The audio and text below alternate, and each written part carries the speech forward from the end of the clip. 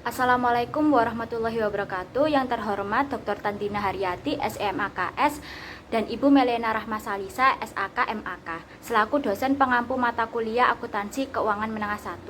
Perkenalkan, kami dari kelompok 6 akan menjelaskan mengenai materi exercise 10. Sebelum memasuki materi yang akan kami sampaikan, izinkan saya untuk memperkenalkan anggota dari kelompok kami. Yang pertama ada Hurata Ayuni Aulia Azhari dengan NPM akhir 259, Syala Zanira Amalia NPM akhir 261, Dini Salsa Ramadhani NPM akhir 264, Zarawanda Isnaini Hidayah NPM akhir 270, Farantika Molani NPM akhir 288, Reva Syahzara Valia NPM akhir 289, Zafiratus Azahra NPM akhir 290, Devin Lufi Alfisya Azahra NPM akhir 291.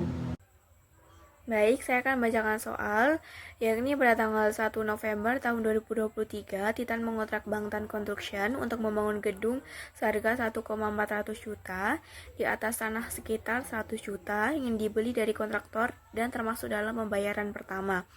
Nah, Zahla melakukan pembayaran berikut kepada perusahaan konstruksi selama tahun 2021. Yang pertama di bulan Januari tahun 2023 sebesar 210 juta, Maret tahun 2023 sebesar 300 juta, Mei tahun 2023 sebesar 540 juta, dan Desember tahun 2023 sebesar 450 juta, sehingga totalnya adalah 1,500 juta. Bangtan Construction menyelesaikan bangunan tersebut dengan siap huni pada tanggal 31 Desember tahun 2023. Titan memiliki utang berikut pada tanggal 31 Desember tahun 2023. Nah, utang Titan ini secara spesifik berhubungan dengan konstruksi.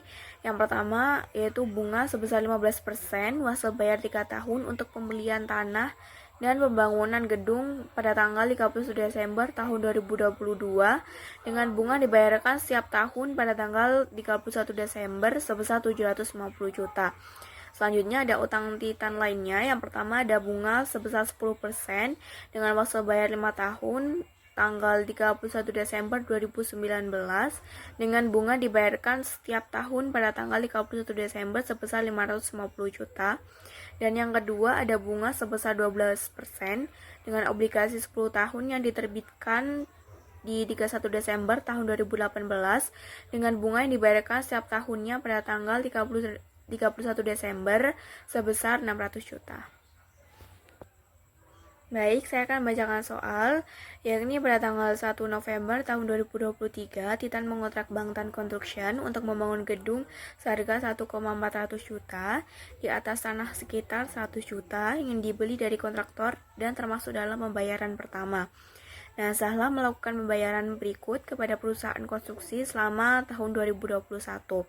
Yang pertama di bulan Januari tahun 2023 sebesar 210 juta, Maret tahun 2023 sebesar 300 juta, Mei tahun 2023 sebesar 540 juta, dan Desember tahun 2023 sebesar 450 juta, sehingga totalnya adalah 1,500 juta.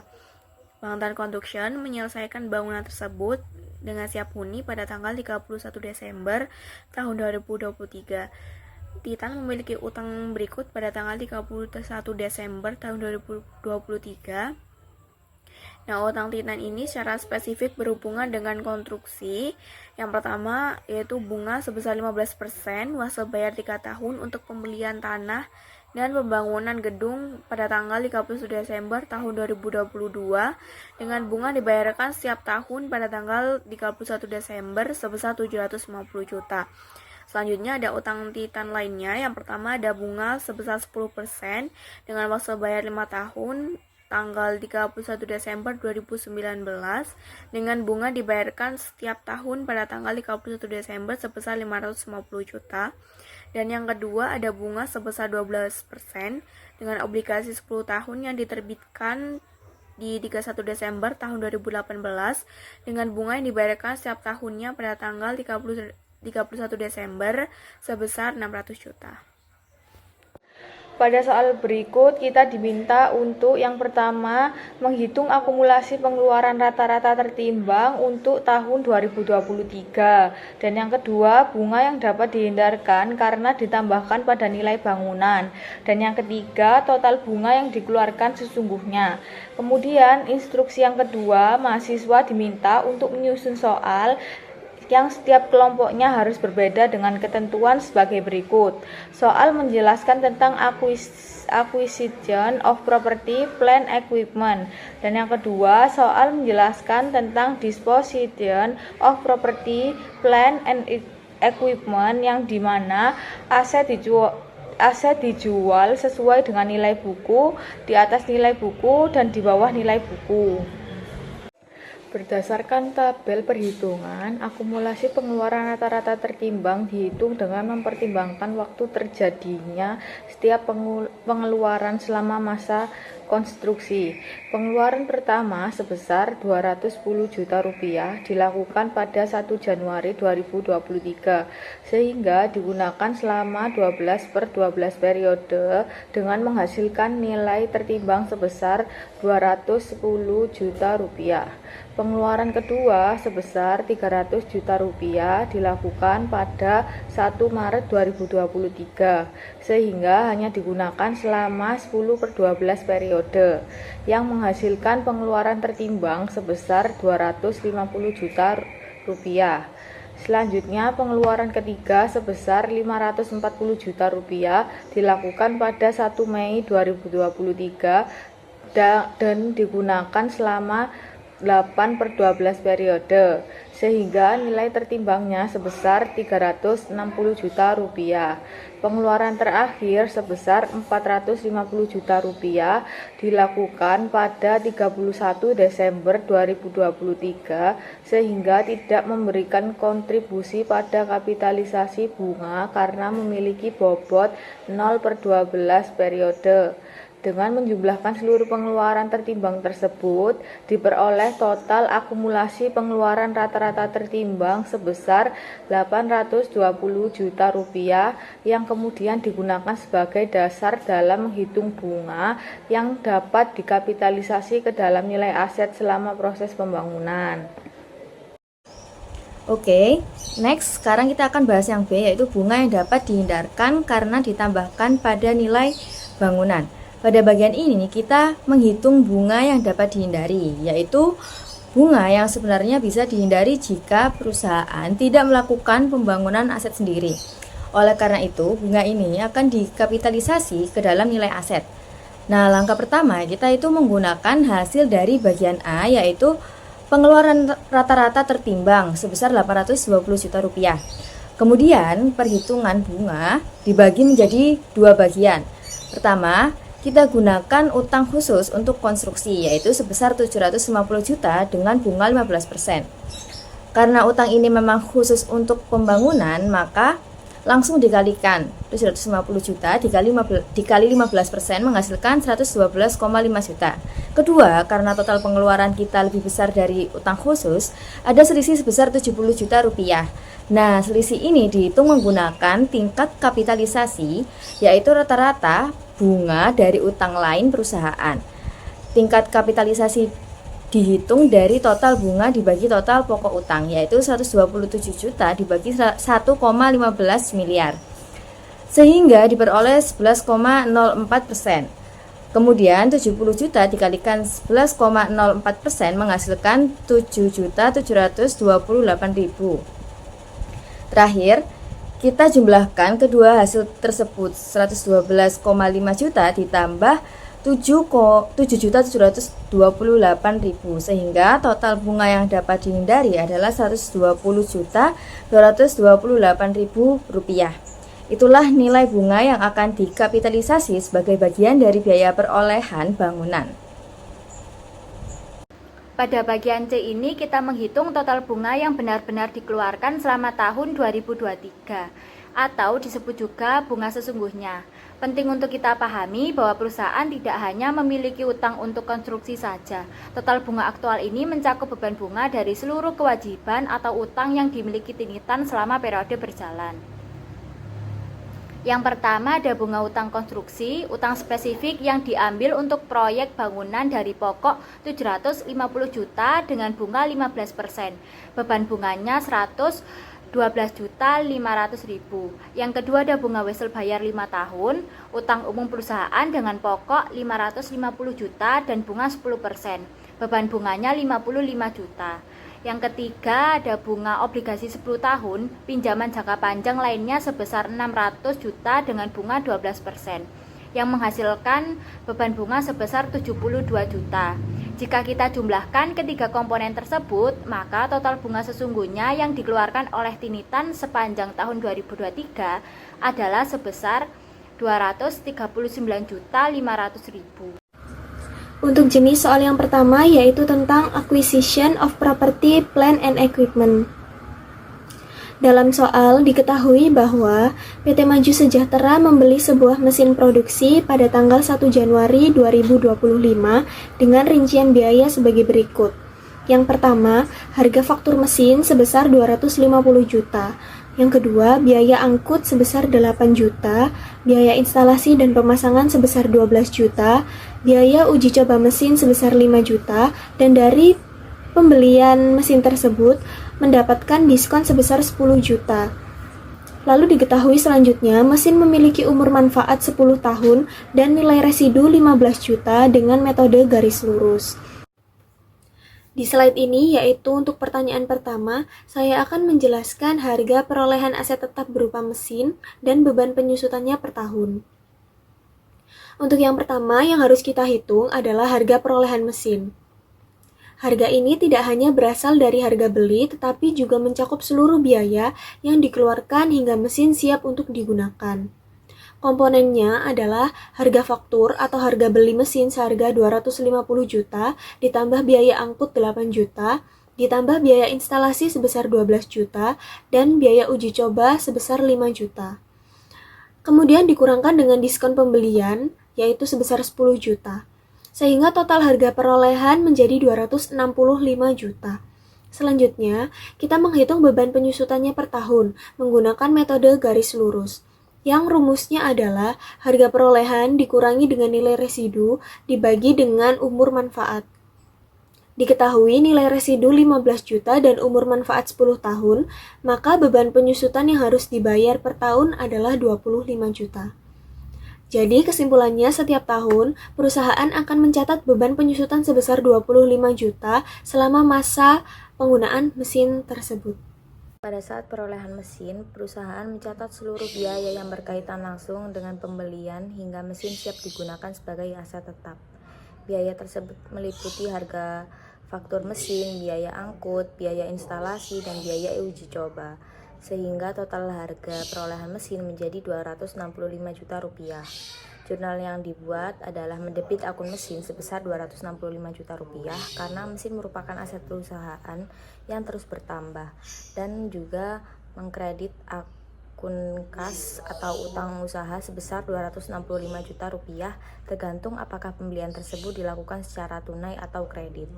Selanjutnya, pada akhir tahun, perusahaan mencatat penyusutan mesin yang dilakukan karena mesin digunakan dalam operasional dan nilainya berkurang seiring waktu. Beban penyusutan tahun pertama sebesar 25 juta rupiah. Jurnal penyusutannya adalah mendebit beban penyusutan mesin sebesar 25 juta rupiah dan juga mengkredit akumulasi penyusutan mesin sebesar 25 juta rupiah yang berfungsi untuk mengurangi nilai buku mesin tanpa mengurangi harga perolehan mesin secara langsung. Kami mempunyai contoh soal dari bab Disposition of Property, Plant and Equipment yang telah kami selesaikan dan akan kami jelaskan bagaimana penyelesaiannya.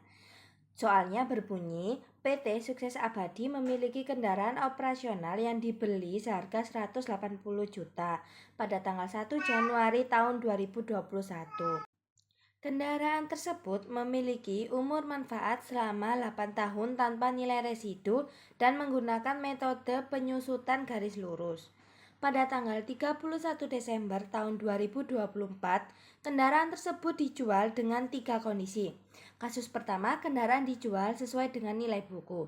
Kasus kedua, kendaraan dijual dengan harga 110 juta rupiah.